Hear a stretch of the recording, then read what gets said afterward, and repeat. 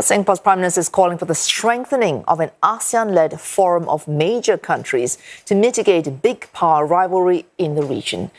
Prime Minister Lee Hsien says doing so would reduce the risk of a spiral into open conflict. He was referring to the East Asia Summit, which includes China and the United States. CNA's Leong Wai Kit reports from Melbourne.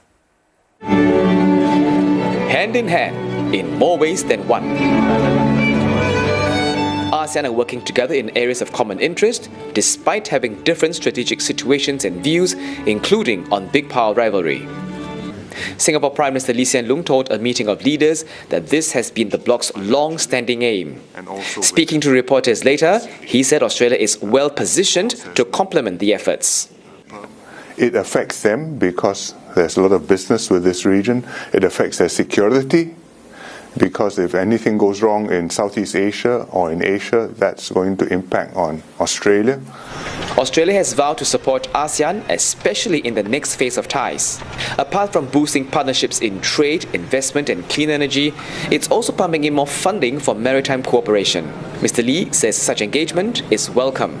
We see them as being valuable because economically they are a partner.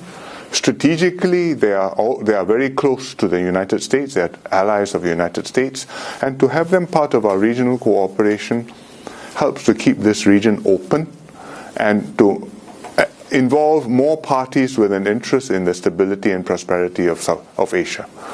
The aspiration could also involve Australia helping to strengthen the East Asia Summit. Addressing leaders, Mr. Lee called it an inclusive platform to discuss issues concerning the region. The cooperation should include projects that members can contribute to and benefit from. The call comes amid heightened tensions in the South China Sea. The Philippines and China are engaged in a maritime row after a vessel collision left Filipino crew members injured. And it's far from the only challenge that ASEAN faces. The summit is taking place just as the Myanmar army prepares to enlist its first batch of civilians in April after it enforced a dormant military enlistment act in February. Now, many fear that this move would spark a new wave of violence on top of ongoing conflicts in Myanmar. Now, ASEAN's position has always been to stick to an agreed peace plan with the Myanmar army, known as the 5-point consensus, as the main way to resolve the crisis.